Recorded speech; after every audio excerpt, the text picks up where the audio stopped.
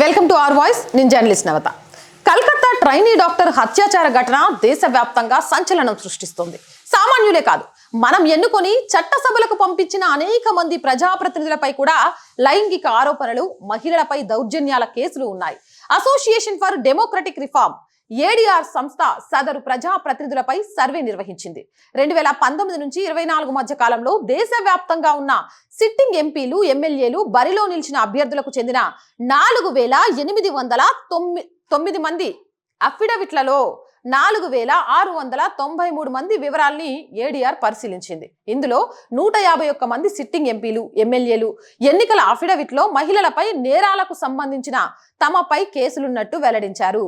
ఇది దౌర్భాగ్యమా, బాధపడాల్సిన విషయమా, లేకపోతే ఇలాంటి వాళ్లకు ఓటేసిన ప్రజల్ని ఏమనాలి? ఇంతమంది ఎమ్మెల్యేలు, ఎంపీలపై మహిళల మీద దాడులు చేసి, మహిళల మీద అత్యాచారం చేసిన కేసులున్నాయట. ఇక కోల్కతా కేసుతో ఒక్కసారిగా పశ్చిమ బెంగాల్లోని మమతా బెనర్జీ ప్రభుత్వం చర్చల్లో నిలిచింది. ప్రజా ప్రతినిధుల అఫిడవిట్ల ప్రకారం పశ్చిమ బెంగాల్లోని అత్యధిక శాసనసభ్యులు నేరారోపణలు ఎదుర్కోవడం, ముఖ్యంగా నేరారోపణలు అంటే మహిళలపై నేరారోపణలు ఎదుర్కోవడం సంచలనంగా మారింది. 151 మందిలో 16 మంది ఎంపీలు, 135 మంది పలు రాష్ట్రాల్లో శాసనసభ సభ్యులుగా ఉన్నారు. ఇక మహిళలపై నేరాలకు పాల్పడిన వారిలో 25 మంది సిట్టింగ్ ఎంపీలు, ఎమ్మెల్యేలు ఉన్నారు. దేశవ్యాప్తంగా 151 మంది చట్ట సభ్యుల్లో 16 మందిపై అత్యాచార ఆరోపణలు కూడా ఉన్నట్లు ప్రకటించింది.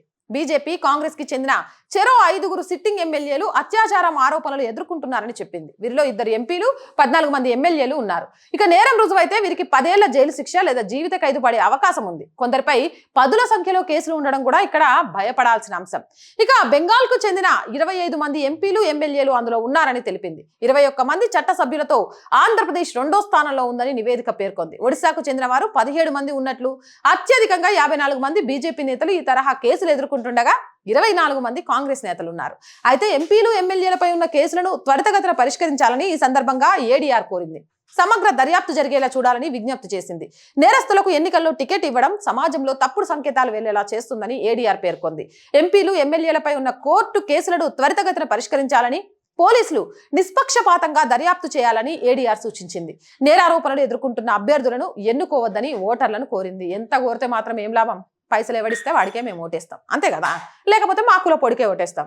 ఇగో వాడు నేరం చేయని, ఆడపిల్లని అత్యాచారం చేయని, నిలువున చంపేని, మాకు అవన్నీ కథలు పడవు. మాకు కావాల్సింది మాకుల పొడు, లేకపోతే మాకు పైసలు మంచిగా ఇచ్చేటోడు. జనం అట్లా అనుకుంటారు కాబట్టి గిట్లా అవినీతిగాళ్ళంతా పోయి రాజ్యసభలో, అసెంబ్లీలో కూర్చుంటారు. ఇక వీళ్ళకి ఆడోళ్ళ మానపానాల విషయంలో ఇక బాధ ఎందుకుంటుంది? ఎందుకంటే వాళ్ళే అసవంటి వాళ్ళు అయినప్పుడు ఏమంటారు? అవునా కాదా? కామెంట్ సెక్షన్లో పెట్టేయండి.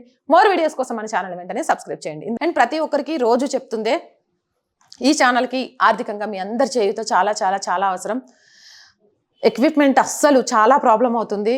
రెంట్ బేస్తో మేము భరించలేకపోతున్నాం.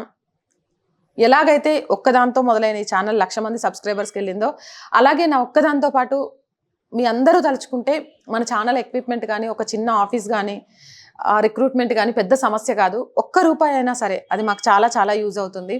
ఆర్థికంగా సపోర్ట్ చేయండి. సపోర్ట్ చేయాలి అనుకుంటే సబ్స్క్రిప్షన్ పక్కనే జాయిన్ అనే బటన్ ఉంటుంది. 1 to 5 లెవెల్స్ ఉంటాయి. ఏదో ఒక లెవెల్లో సపోర్ట్ చేయొచ్చు, లేదా స్క్రీన్ మీద గూగుల్ పే, ఫోన్పేతో పాటు అకౌంట్ డీటెయిల్స్ కూడా ఉంటాయి. అలా అయినా సపోర్ట్ చేయొచ్చు. అండ్ ఎంతో మంది వ్యాపారవేత్తలు కూడా మన ఛానల్ని చూస్తూ ఉండొచ్చు. మీరు యాడ్స్ ద్వారా కూడా ఛానల్కి ఆర్థికంగా సపోర్ట్ చేయడంతో పాటు మీ వ్యాపారాన్ని విస్తరించుకోవచ్చు.